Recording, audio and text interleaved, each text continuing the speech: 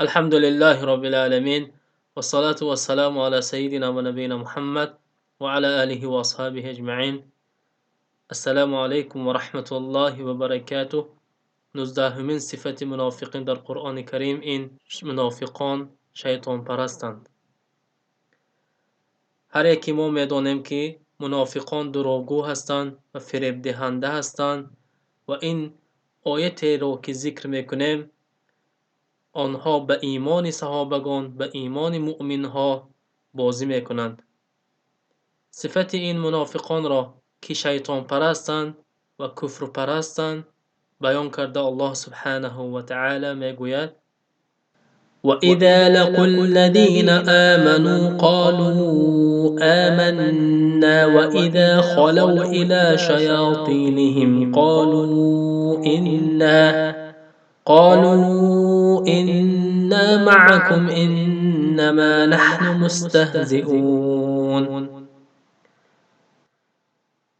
الله میگوید و چون منافقان به مؤمنها وا میخوردند، یعنی با صحابگان وا میخوردند، میگفتند ایمان آوردیم، و چون به نزد شیطانهای خود به نزد پیشروان کفرشان برگ میگشتند میگویند ما با شما هستیم، ما مؤمنها را مسخره میکنیم.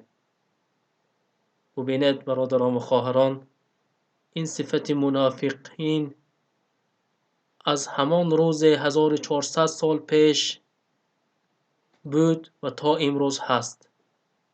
امروزها دیده می شود که در بسیار مردم این خیل سخنها، این خیل فعلها پیدا می شود. این خیل قولها و این خیل فعلها را دیده می شود.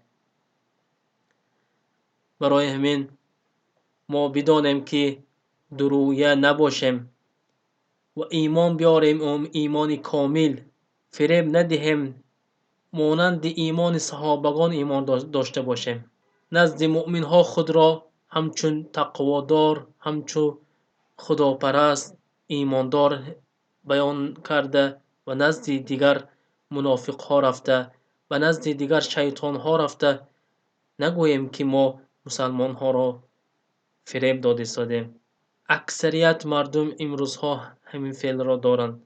روبگی میکنند و وقتی که به نزد ارتیست ها، به نزد کفر میروند میگویند ما مسلمان ها را فریب داده ایستادیم. برای همین این آیت را هر یک ما حفظ کنیم و دانیم که الله به ما صفت منافقان را نشان داده ایستاده است. اگر این صفت را هر یک انسان در خودش حس کند به زودی از خود دور کند. هر یک انسان نفس خودش را میداند که چیکار کرده ایستاده است. اگر این خیل علامت ها در خودتان ببینید به زودی خودتان را تعلیم دهید و خودتان را از این کارهای بعد دور کنید که برای شما عذاب سخت است. از الله سبحانه و تعالی میپرسم که ایمان ما را ایمان کامل گرداند و هیچ وقت مسخره کننده مؤمن ها نگرداند.